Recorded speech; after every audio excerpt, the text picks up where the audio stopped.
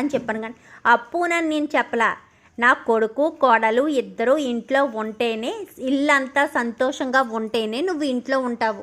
నువ్వు ఇంట్లోంచి వెళ్ళిపోయిన తర్వాత బాధపడతారు, అప్పు కళ్యాణ్ ఇంట్లోంచి వెళ్ళిపోయిన తర్వాత బాధపడతారు. ఆ బాధ ఈ బాధ సరిపోతుంది అని చెప్పనేసరికి ఇంకేం చేస్తుంది ధాన్యలక్ష్మి, ఒప్పుకోకపోతేను అంటూ ఇందిరాదేవి అనగానే సరే వండండి అని చెప్పాను. కానీ నాకు చెప్తున్నావేంటి వండమని? నేను కానీ వెళ్ళిపోతానంటున్నానా ఏంటి? ఎవరిని వండమంటున్నావో వాళ్ళకే చెప్పు వండమని. క్షమించమని అడుగుతావో లేక ఇంకేమన్నా అడుగుతావో నీ ఇష్టం అని చెప్పనేసరికి కళ్యాణ్ ఇక్కడే ఉండరా అని చెప్పాను. కానీ ఓహో ఎలా కూడా అడుగుతారా, నాకు తెలియదులే అని చెప్పనేసరికి అడుగుతున్నాను కదా కళ్యాణ్, అప్పు మీరిద్దరూ ఇక్కడే ఉండాలి, ఇక్కడి నుంచి ఎక్కడికి వెళ్ళడానికి వీల్లేదు అంటూ ధాన్యలక్ష్మి అనేసరికి ఒక్కసారిగా రుద్రాని షాక్ అయిపోతుంది. ఇదేంటిది, వీళ్ళు ఇంట్లోంచి వెళ్ళిపోతారు కదా, కళ్యాణ్ ఇంకా ఆఫీస్ జోలికి రాడు, రాజు కూడా ఆఫీస్కి వెళ్ళడు, రాహుల్ ఎండి సీట్లో కూర్చుని ఎంత దొరికితే అంత నొక్కేస్తూ ఉంటే ఎలాంటి ఇబ్బంది ఉండదు కదా అని నేను కలలు కంటుంటే ఇప్పుడు కళ్యాణ్ ఇక్కడ ఆపేస్తున్నారు ఏంటో అని చెప్పి, అది కాదమ్మా వాళ్ళు వెళ్తానంటున్నారు కదా అని చెప్పాను. కానీ నీకొచ్చిన బాధ ఏంటి ధాన్యలక్ష్మి, నీకొచ్చిన బాధ ఏంటి రుద్రాని? వాళ్ళు ఇక్కడ ఉంటే నీకేమైనా నష్టమా? నష్టం కాకపోతే ఇంకేంటి అత్తయ్య గారు, ఇంకా మీకు అర్థం కాలేదా? కళ్యాణ్ ఇక్కడ ఉంటే రాజు రేపటి నుంచి ఆఫీస్కి వెళ్ళిపోతాడు కదా, అప్పుడు రాహుల్ అక్కడ ఆధిపత్యం చేసి దోచుకోవడానికి కుదరదు కదా అని చెప్పాను. కానీ అన్నయ్య ఆఫీస్కి వెళ్ళడం ఏంటి పెద్దమ్మ అని చెప్పాను. కానీ నువ్వు ఇంట్లో అడుగు పెట్టేంత వరకు అన్నయ్యని ఆఫీసు బాధ్యతల నుంచి తప్పించారు మీ తాతయ్య గారు అని చెప్పనేసరికి ఒక్కసారిగా కళ్యాణ్ షాక్ అయిపోతాడు. ఏంటన్నయ్య నువ్వు చెప్పేది నిజమా అని చెప్పాను. కానీ అవును అని చెప్పనేసరికి ఇంకా నేను ఎక్కడికి వెళ్ళను, మన బిజినెస్ గొప్ప పేరున్న బిజినెస్, అలాంటిది దాన్ని వదులుకోవడం ఏంటి అని చెప్పి వెంటనే ఇంకా లోపలికైతే వెళ్తాడు. వెళ్ళేసరికి వెనకాలే సీతారామయ్య గారు వచ్చి ఏంటి మనవడా ఏం చేస్తున్నావు అనగానే ఏమీ లేదు తాతయ్య అని చెప్పాను. కానీ ఈ గడ్డివి అవి ఎక్కడండించుకోవాలా అని చూస్తున్నావా?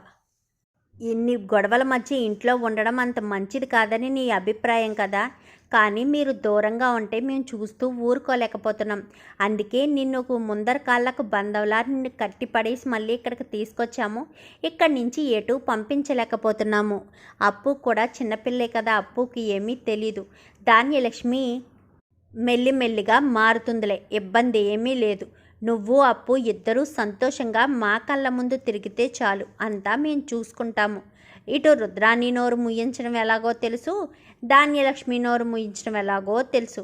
అందుకే వాళ్ళ గురించి ఆలోచించకుండా మీరిద్దరూ సంతోషంగా ఉండండి అని చెప్పి ఇంకా సీతారామయ్య గారు చెప్పేసరికి వాళ్ళిద్దరికీ మొదటి రాత్రికి ఏర్పాటు చేయాలి నానమ్మ అని చెప్పి రాజు అయితే ఇందిరాదేవి దగ్గర అంటాడు. ఈవేళే కదరా వరలక్ష్మి పూజ చేసుకున్నారు, ఈరోజు కాదు రేపు ఎప్పుడైనా ముహూర్తం చూపించి ఏర్పాటు చేద్దాం అనగానే సరే అని అందరూ కూడా చాలా సంతోషంగా ఉంటారు.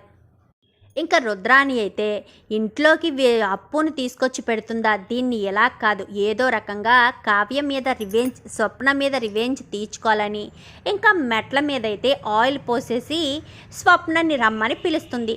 అది తెలియక స్వప్న వస్తూ ఉండగా అక్క అని చెప్పి ఇక అప్పు ఆపుతుంది. ఎందుకంటే రుద్రాని మెట్ల మీద ఆయిల్ పోయడం చూసింది కాబట్టి, చూసేసరికి ఈ రకంగా ఇలా చేయాలనుకుంటుందా అని చెప్పి వెంటనే అక్కడ నుంచి అయితే స్వప్నను తప్పించి అదే ప్లేస్లోకి రుద్రాని వచ్చేటట్టుగా ప్లాన్ చేస్తుంది. ఎందుకంటే రుద్రాని అలా మర్చిపోయి మాటల సందర్భంలో ధాన్యలక్ష్మితో మాట్లాడుతూ దిగిపోవడంతో ఇంకా అక్కడి నుంచి అయితే జారి కింద పడిపోయి ఇంకా తలకు దెబ్బ తగులుతుంది.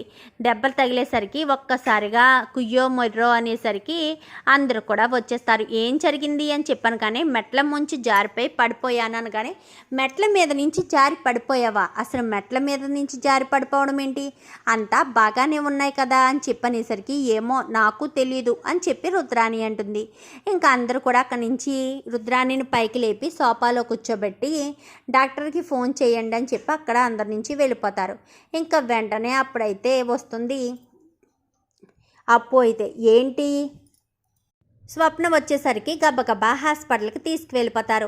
రాహుల్ టెన్షన్ పడిపోతూ ఉంటాడు. ఇంకా ఇంటికి వచ్చేసరికి ఎవరు మా అమ్మని చూడడానికి కూడా రాలేదు అని చెప్పాను. కానీ మీ అమ్మని చూడడానికి ఎలా వస్తాము?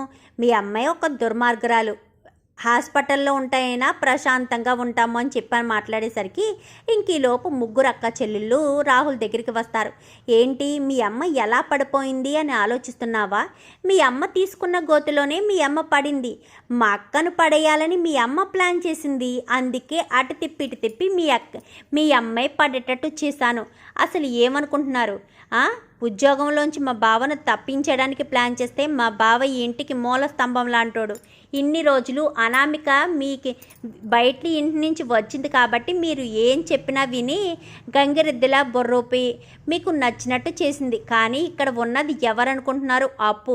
అప్పు దగ్గర అలాంటి పప్పులు ఉడకవు. చెప్పు మీ అమ్మకి కోలుకుని ఇంటికి వచ్చాక మరొక దెబ్బకి రెడీగా ఉండమను అని చెప్పి ఇంకా స్వప్న ఇటు కావ్య చెప్పేసరికి అప్పు అయితే నేనే మీ అమ్మ అలా పడేలా చేశాను. ఏం చేస్తావు? ఏం చేయలేవు. ఎందుకంటే అక్కడ మా స్వప్నక్కను పడేయడానికి ప్లాన్ చేశారు కాబట్టి ఇంకా మీ అమ్మ ఏమీ మాట్లాడలేని పరిస్థితిలో ఉంటుంది. ఇంకొకసారి మీ అమ్మ కనుక మా జోలికి కానీ మా అక్క చెల్లెలు జోలికి కానీ ఈ కుటుంబం జోలికి కానీ రావాలని చూసిందే అనుకో, రావడం తిండి తినడం అంతవరకే. అంతకు మించి ఎక్కువ తక్కువ మాట్లాడితే మాత్రం అస్సలు ఊరుకుని లేదు. ఇప్పటి వరకు ఉన్నది అనామికేమో, కానీ ఇక్కడ ఉన్నది అప్పు ఆటం బాంబు. కుదురుగా ఉంటే బాగానే ఉంటుంది, లేదంటే పిన్ని పికి చేత్తో పట్టుకుంటే పేలి ఒళ్ళంతా కాలిపోతుంది అని చెప్పి ఇంకా మొత్తానికైతే రుద్రాణి వేసుకున్న ప్లాన్లో రుద్రాణియే పడేటట్టుగా చేస్తుంది అప్పు. చూద్దాం రాబోయే ఎపిసోడ్స్లో ఏం జరుగుతుందో. వీడియో నచ్చితే లైక్ చేయండి, ఛానల్ని సబ్స్క్రైబ్ చేసుకోండి, పక్కనే ఉన్న బెల్ సింబల్లో ఆల్ పై క్లిక్ చేయండి. ఇలా చేయడం వల్ల అందరికంటే ముందుగా చూడవచ్చు.